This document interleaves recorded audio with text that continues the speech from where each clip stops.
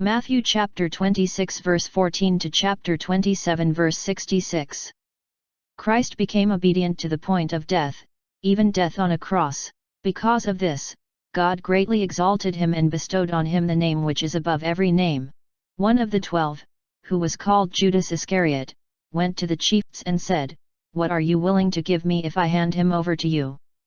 They paid him 30 pieces of silver, and from that time on he looked for an opportunity to hand him over. On the first day of the Feast of Unleavened Bread, the disciples approached Jesus and said, "Where do you want us to prepare for you to eat the Passover?" He said, "Go into the city to a certain man and tell him, 'The teacher says, my appointed time draws near, in your house I shall celebrate the Passover with my disciples.'" The disciples then did as Jesus had ordered, and prepared the Passover.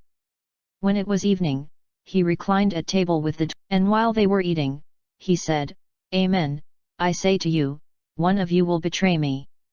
Deeply distressed at this, they began to say to him one after another, "Surely it is not I, Lord." He said in reply, "He who has dipped his hand into the dish with me is the one who will betray me. The Son of Man indeed goes, as it is written of him, but woe to that man by whom the Son of Man is betrayed. It would be better for that man if he had never been born." Then Judas, his betrayer, said in reply, "Surely it is not I, Rabbi." He answered, "You have said so."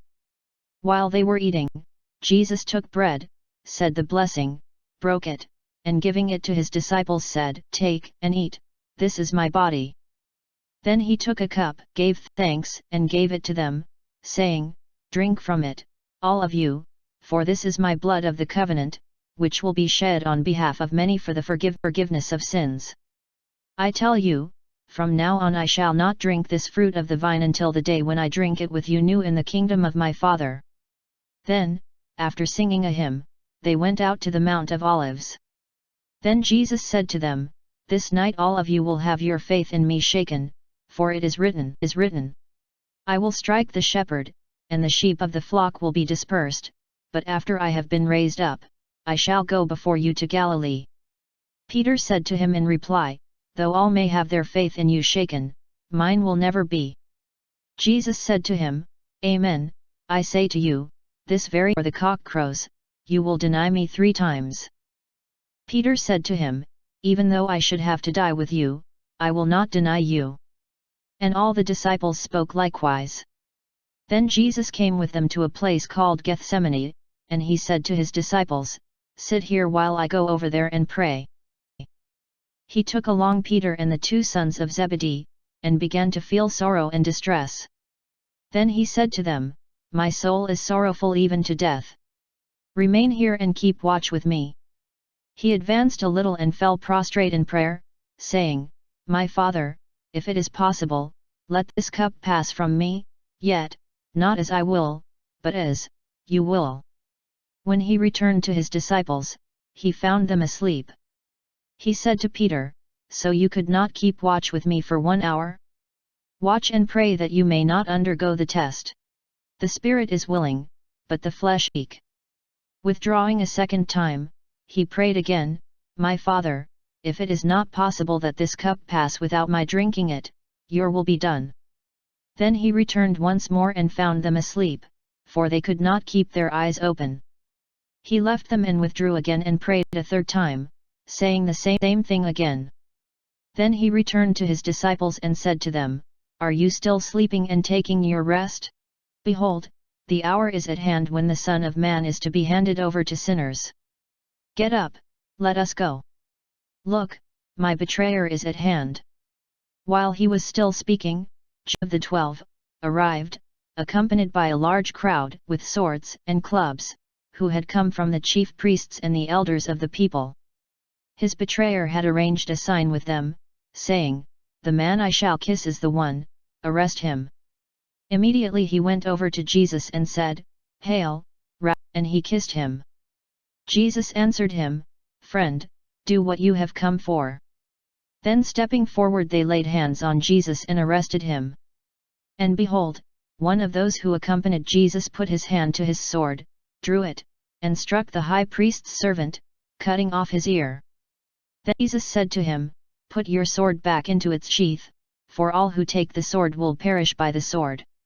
Do you think that I cannot call upon my Father and he will not provide me at this moment with more than 12 legions of angels?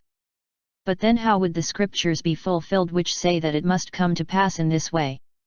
At that hour Jesus said to the crowds, "Have you come out as against a robber, with swords and clubs to seize me? Day after day I sat teaching in the temple area, yet you did not arrest me. But all this has come to pass that the writings of the prophets may be fulfilled." Then all the disciples left him and fled. Those who had arrested Jesus led him away to Caiaphas the high priest, where the scribes and the elders were assembled. Peter was following him at a distance as far as the high priest's courtyard, and going inside he sat down with the servants to see the outcome. The chief priests and the entire Sanhedrin kept trying to obtain false testimony against Jesus in order to put him to death, but they found none, though many false witnesses came forward. Finally 2 came forward who stated, "This man said, I can destroy the temple of God and within 3 days rebuild it." The high priest rose and addressed him, "Have you no answer? What are they against you?" But Jesus was silent. Then the high priest said to him, "I order you to tell us under oath before the living God whether you are the Christ, the Son of God." Jesus said to him in reply, "You have said so. But I tell you, from now on you will see the Son of Man seated at the right hand of the power and coming on the clouds of heaven." Then the high priest tore his robes and said, "He has blasphemed. What further need have we of witnesses? You have now heard the blasphemy, what is your opinion?" They said in reply, "He deserves to die." Then they spat in his face and struck him, while some slapped him, saying, "Prophesy for us, Christ, who is it that struck you?" Now Peter was sitting outside in the courtyard. One of the maids came over to him and said, "You too were with Jesus the Galilean." But he denied it in front of everyone, saying, "I do not know what you are talking about."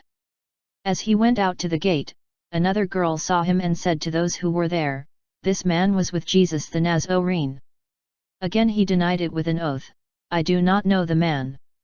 A little later the bystanders came over and said to Peter, "Surely you too are one of them, even your speech gives you away." At that he began to curse and to swear, "I do not know the man." And immediately a cock crowed.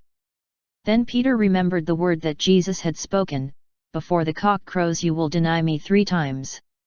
He went out and began to weep bitterly. When it was morning, all the chief priests and the elders of the people took counsel against Jesus to put him to death.